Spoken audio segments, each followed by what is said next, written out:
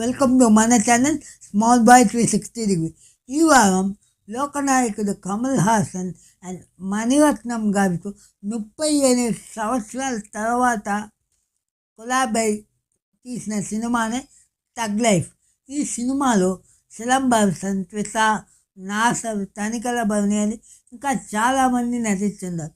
ఈ tug life cinema ఇవాళ release అయింది. అండ్ ఈ సినిమా ఎలా ఉందో వీడియోలో డీటెయిల్గా మాట్లాడుకుందాం. మన ఛానల్ని కొత్తగా చూసేవాళ్ళు సబ్స్క్రైబ్ చేసుకోండి. అండ్ నేను చెప్పే రివ్యూ పూర్తిగా చూసి నచ్చితే లైక్ చేయండి అండ్ షేర్ చేయండి. అప్పుడే మన ఛానల్ చాలామందికి రీచ్ అవుతుంది. ఇప్పుడు let's dive into the video.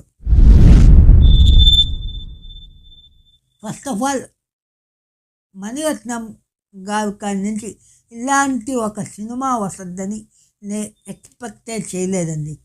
చాలా చాలా చాలా డిసప్పాయింటింగ్ సినిమా అనే చెప్పాలి. థగ్ లైఫ్ నాకు శుద్ధంగా నచ్చనే లేదు.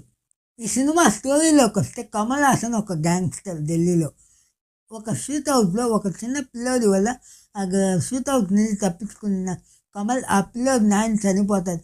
చనిపోయిన తర్వాత కమల్ ఆ పిల్లోడిని తీసుకొని పెంచుకుంటాడు.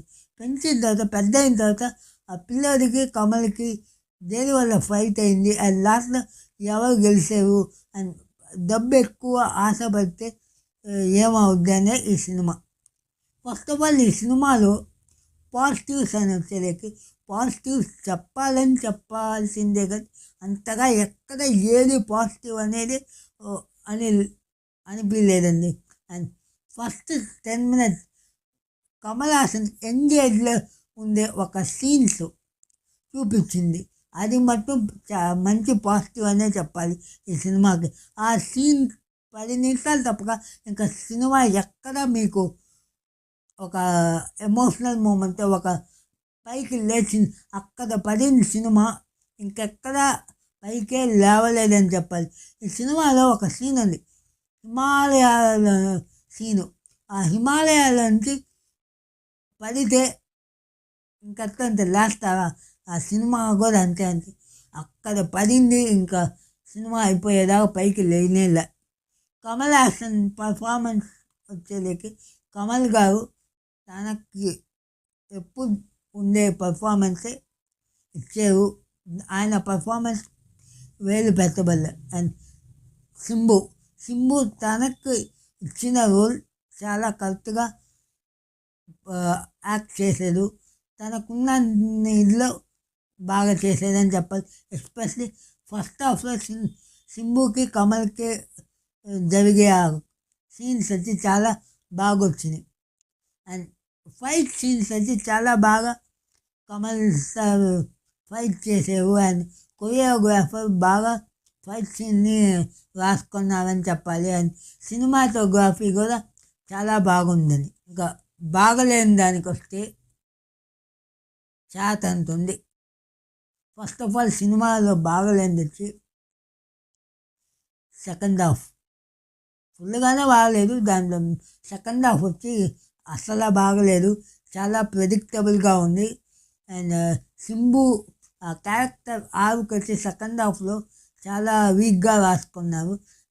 నరేషన్ వచ్చి చాలా వీక్గా ఉందని చెప్పాలి. అండ్ స్టోరీ లెంగ్త్ ఫస్ట్ హాఫే ఇంట్రెస్టింగ్గా లేకుంటే సెకండ్ హాఫ్ దానికన్నా ప్రెడిక్టబుల్గా అసలు ఇంట్రెస్టింగ్గానే లేదని చెప్పాలి.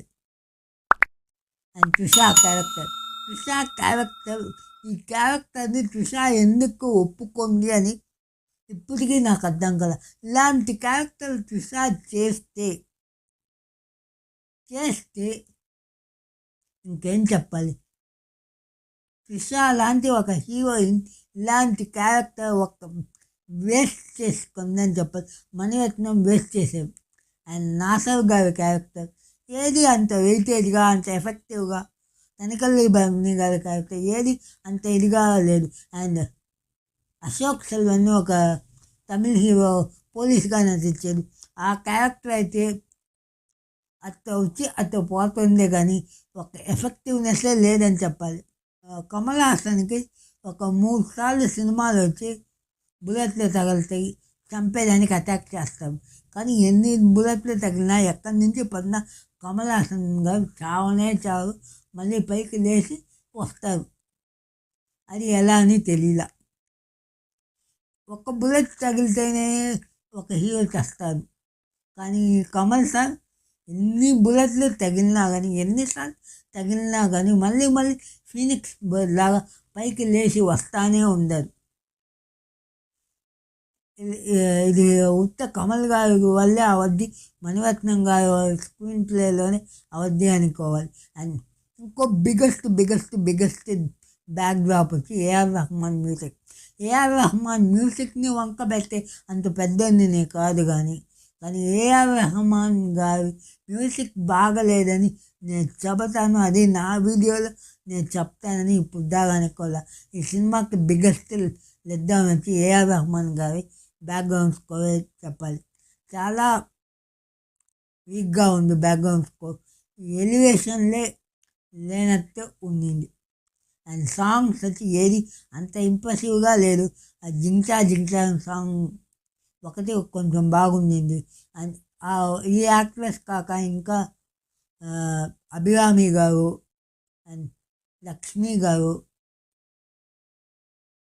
ఇంకా కొంతమంది ఉన్నారు, జోజు గారు, వాళ్ళ క్యారెక్టర్ని వాళ్ళు యూటిలైజ్ చాలా ఒక స్టార్ స్టడెడ్ ఉన్నా కానీ ఏ క్యారెక్టర్ని మణిరత్నం గారు అంత ఎఫెక్టివ్గా యూజ్ చేసుకోలేదనిపించింది. ఓవరాల్ ఈ సినిమా గురించి చెప్పాలంటే చాలా చాలా చాలా పెద్ద ఒక డిసప్పాయింటింగ్ అనే చెప్పాలి.